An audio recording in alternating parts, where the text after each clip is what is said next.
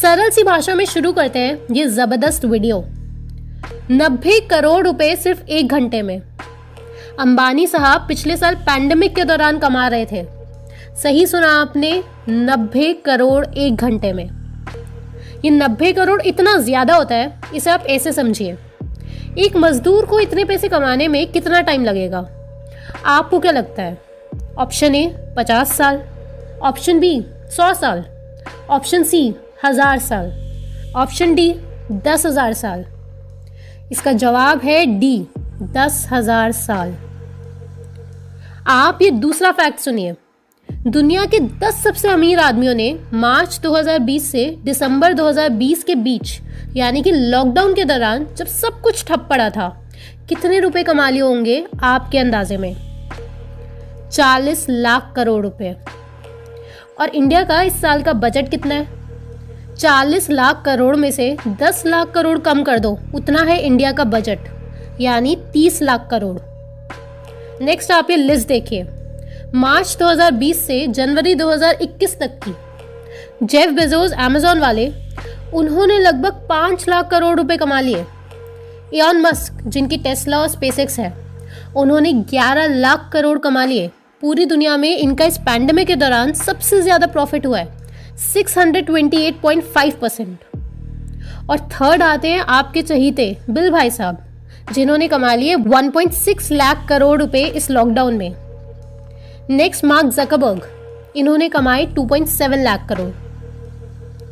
अब लॉकडाउन में जब सब ठप पड़ा था, हम सबकी जेब खाली होती जा रही थी। 1/4 इंडियन सिर्फ 3,000 रुपए प्रति महीना कमा रहे थे। और अप्रैल 2020 के महीने में ही 1.7 लाख लोग हर घंटे अपनी नौकरियां खो रहे थे और भूख से मर रहे थे।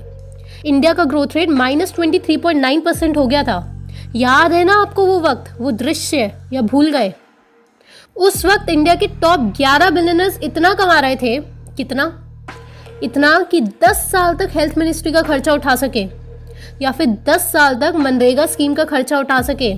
सुना ना आपने, 10 साल तक हेल्थ मिनिस्ट्री का पूरा खर्चा उठा सकते थे सिर्फ इस लॉकडाउन के दौरान कमाए हुए पैसे से।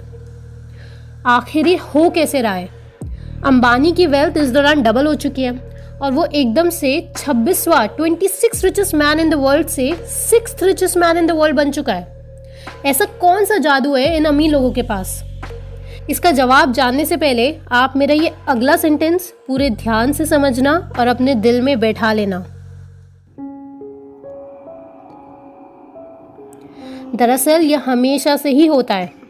जब भी इकोनॉमी क्रैश करती है, डिप्रेशन में जाती है, ठीक उसी वक्त से शुरू हो जाता है ये पैसे ट्रांसफ़र का बहुत बड़ा गेम। ठीक यही 2007-8 में हो चुका है, जब यूएसए में हाउसिंग बबल फटा था और ग्लोबल फाइनेंशियल क्राइसिस आ गए थे, या जब कैटरीना तूफान आया था 2005 में, जब हाइती में अर्थक्वेक आया था 2010 में। और आज तक इंडिया इस मनी ट्रांसफ़र के गेम से इसलिए थोड़ा बहुत बचा हुआ रह गया क्योंकि इंडिया की इकोनॉमी इनफॉर्मल थी।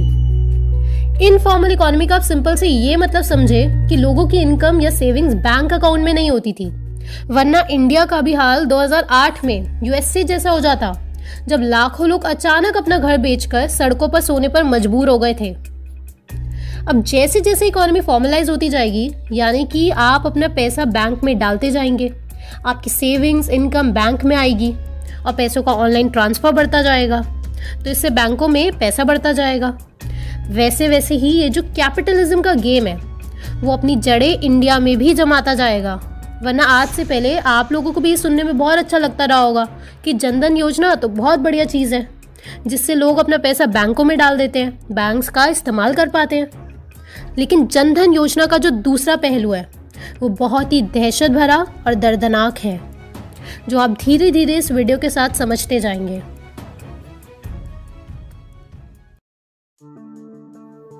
अब आप दूसरी चीज सोचिए जरा कि आखिर ये हुआ कैसे कि आपकी जेब का पैसा अंबानी के अकाउंट में शिफ्ट कैसे हो गया? क्योंकि इंडिया तो पूरा डूब रहा था, सभी के पैसे खत्म होने चाहिए थे, तो फिर चंद 10-11 लोग इतने अमीर कैसे हो गए? जब लोगों पे पैसा ही नहीं था, तो नाइकी, जो कि स्पोर्ट्स ब्रांड है, उसका प्रॉफिट इतना ज़्यादा कहाँ से हो गया? आखिर इसके पीछे का गेम क्या है? आप में से जो इकोनॉमिक्स जानते हैं, समझते हैं, वो तो आसानी से समझेंगे, लेकिन जो नहीं समझते इकोनॉमिक्स, उनके लिए हमने एकदम सरल तरीके से समझाया है इस डायग्राम की मदद से, क्योंकि अब हर भारतवासी को पता चलना चाहिए कि उसके देश में क्यों आज भी आज़ादी के 73 साल बाद भी 40 करोड़ लोग प्रतिदिन 32 रुपए से कम कमाते हैं। जी हाँ, सही सुन रहे हैं आप, 32 रुपए से कम कमाते हैं। क्यों हमारे देश में इतनी भूखमरी है? क्यों हमारे देश में सरकारी स्कूलों की इतनी बेकार हालत है? और क्यों हमारे देश में नौकरियां खत्म हो चुकी हैं? क्यों हमारे देश में इतने सारे किसान हर साल खुदकुशी करते हैं? तो आपका और हमारे देश में ज़्यादा से ज़्यादा लोगों का ये बातें समझना ज़रूरी है, क्योंकि ये बातें हमेशा से आपसे छुपी हुई हैं और छुपी हुई ही रहेंगी। और सबको बस एक ही चीज़ सिखा दी जाती है कि कांग्रेस ने करप्शन किया या बीजेपी ने करप्शन किया, लेकिन ये पॉलिटिकल पार्टी सिर्फ प्यादे हैं, रिमोट कहीं और छुपा है। अब ये 2 शब्द आप दिमाग में छाप लीजिए, कैपिटलिज्म और फ्री इकोनॉमी। आप इस नदी को देखो, ये नदी में बहता जो पानी है, ये है मनी फ्लो। पानी मतलब पैसा। अब इस नदी के दोनों छोर, पॉइंट ए और पॉइंट बी, जितने असमान होंगे, यानी कि दोनों पॉइंट्स के बीच में जितना ज़्यादा ऊंचाई का अंतर होगा, उतनी तेज़ी से पानी बहेगा, है ना? ठीक यही पैसे के साथ है। जितना ज़्यादा किसी देश में असमानता यानी इनइक्वालिटी होगी, उतना ही गति से ये पैसा गरीब की जेब से बहकर अमीर की जेब में पहुंच जाएगा। यानी कि जब तक कोई गरीब नहीं होगा, तब तक दूसरा अमीर नहीं हो सकता। और जितनी ज़्यादा गंभीर और गहरी गरीबी होगी, उतना ही बड़े बड़े अमीर होंगे। और अफ्रीका के देश, साउथ एशिया के देश जितने गरीब होते जाएंगे, बाकी देश उतने अमीर और अमीर होते जाएंगे, क्योंकि इकोनॉमी है ही ज़ीरो सम गेम। ठीक है, सिंपल, समझ गए? लेकिन अब हो क्या गया है कि देशों की जगह लेने लग गए हैं कैपिटलिस्ट लोग। तो अब भारत के गरीब होने से या अफ्रीका के देशों के गरीब होने से कोई दूसरा देश अमीर नहीं होगा। अमीर होंगे तो कैपिटलिस्ट लोग, यानी कंपनियों के मालिक, क्योंकि अब देश और कंपनी में ज़्यादा फर्क नहीं रह गया है। सरकार को पूरा कंपनीज कंट्रोल करने लग गई हैं, रिश्वत दे देकर। और हम सबका बेवकूफ़ बनाने के लिए रिश्वत शब्द का नाम बदलकर रख दिया गया है लॉबिंग। और देश के एसेट्स को विदेशी कंपनियों को बेचने का या गिरवी रखने को बोलने लग गए हैं मोनेटाइजेशन, प्राइवेटाइजेशन, डिसइन्वेस्टमेंट। ये सब बकवास है, सब नाम बदलकर बेवकूफ़ बनाने के तरीके हैं और कुछ भी नहीं। और दुख इस बात का ये है कि ये होना ही है। जब तक कैपिटलिज्म का मॉडल रहेगा और जब तक हमारे देशवासी बेहोश रहेंगे, ये होना लगभग निश्चित है कि गरीब देश और गरीब होते जाएंगे और बिकते जाएंगे, जो हाल भारत का होने लगा है। ये इनएविटेबल है। ये तो अब आप बेसिक गेम समझ गए। इसके नेक्स्ट पार्ट में आपको समझ आ जाएगा कि ये बैंक और पूंजीपति और सरकार मिलकर किन ट्रिक्स और टेक्निक्स, जैसे कि CNN प्रोपेगेंडा, उनका यूज़ करके हम सबका बेवकूफ़ बना रहे हैं। आज़ादी को 73 साल हो गए हैं और आज भी जब आप मेरी आवाज़ सुन रहे हैं, आज भी हमारे देश में करोड़ों लोग खुले आसमान के नीचे भूखे सोएंगे। और दोस्तों, ये सारी जानकारी आपको हर किसी को बतानी है। आप चाहे ये वीडियो पूरी की पूरी अपने चैनल पर डालें। हमने आपको पहले भी बोला है कि हम किसी को कॉपीराइट स्ट्राइक कभी नहीं देंगे। ये मेहनत हम आपके लिए कर रहे हैं, क्योंकि अगर आप चुप बैठे रहे तो आप भी सहयोग कर रहे हैं उन षड्यंत्रकारियों का।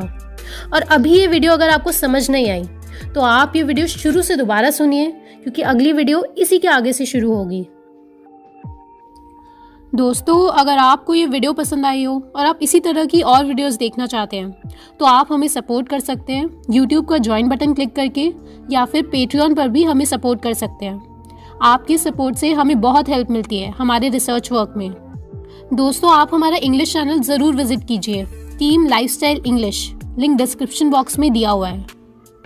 उम्मीद करते हैं इन बातों का आप ध्यान रखेंगे और आप हमारा backup channel the rebellious flower को देख सकते हैं। उसमें राजीव दीक्षित जी और डॉक्टर बिस्वरूप की बेहतरीन वीडियोस का कलेक्शन मौजूद है।